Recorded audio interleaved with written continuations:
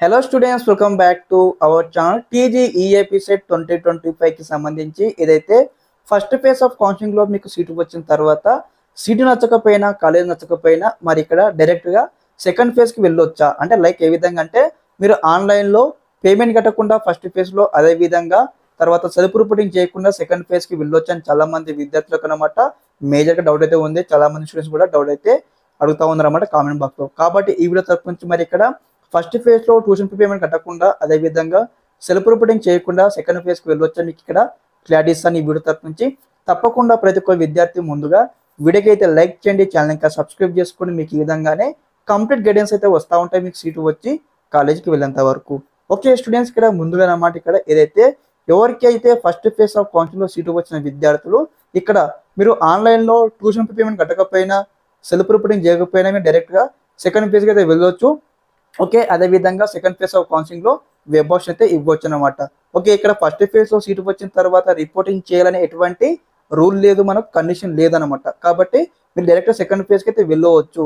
కానీ ఈ point of వ్యూలో ఏమవుతుంది అన్నట్లయితే ఇక్కడ ఎవరికైతే ఫస్ట్ ఫేజ్లో సీటు వచ్చిన విద్యార్థులు ఉంటారు కదా, మీరు సెల్ఫ్ రిపోర్టింగ్ చేస్తే మీకే మంచిది. ఎందుకన్నట్లయితే ఇక్కడ ఇన్ కేసు ఇక్కడ ఫస్ట్ ఫేజ్లో మీకు సీటు వచ్చింది, మీరు రిపోర్టింగ్ చేసినారు, రిపోర్టింగ్ చేసిన తర్వాత సెకండ్ ఫేజ్కి బెటర్ కాలేజ్ కోసం మీరు వెళ్ళిన తర్వాత అక్కడ ఏమవుతుంది, ఇన్ కేస్ మీకు ఇక్కడ సీట్ రాకపోతే ఫస్ట్ ఫేజ్ ఆఫ్ కౌన్సిలింగ్ అయితే సీట్ అయితే ఉంటుందన్నమాట.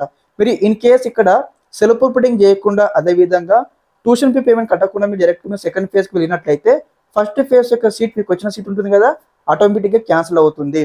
కాబట్టి నా ఒపీనియన్ ఏంటంటే ఇక్కడ ఫస్ట్ ఫేజ్లో వచ్చిన కాలేజ్కి మీరు రిపోర్టింగ్ చేసి సెకండ్ ఫేజ్కి వెళ్ళినట్లయితే మీకు ఇక్కడ ఇన్ కేస్ సెకండ్ ఫేజ్లో సీట్ రాకపోతే ఫస్ట్ ఫేజ్ యొక్క అలాట్మెంట్ అయితే మీకే ఉంటుంది.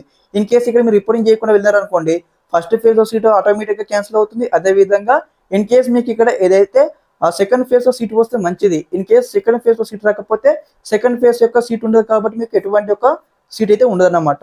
కాబట్టి మీరు అకార్డింగ్ డిసిషన్ తీసుకోండి, మీరు ఆలోచన చేసుకొని మీరు స్టెప్ బై స్టెప్ అయితే సెకండ్ ఫేజ్కి అయితే వెళ్ళండి. అదేవిధంగా ఇన్ కేస్ ఇక్కడ ఫస్ట్ ఫేజ్లో మాకు మంచి కలర్ రాలేదు, సెకండ్ ఫేజ్లో మాకు మంచి కలర్ రావాలి అన్నట్లయితే స్టెప్ బై స్టెప్ అనమాట వెబ్ ఆప్షన్ ఏ విధంగా వేయాలి, మరి సెకండ్ ఫేజ్ సంబంధించిన స్ట్రాటజీస్ ఏ విధంగా ఫాలో అవ్వాలి మీకు అయితే ఎక్స్ప్లెయిన్ చేస్తాను అప్కమింగ్ వీడియో తరపు నుంచి.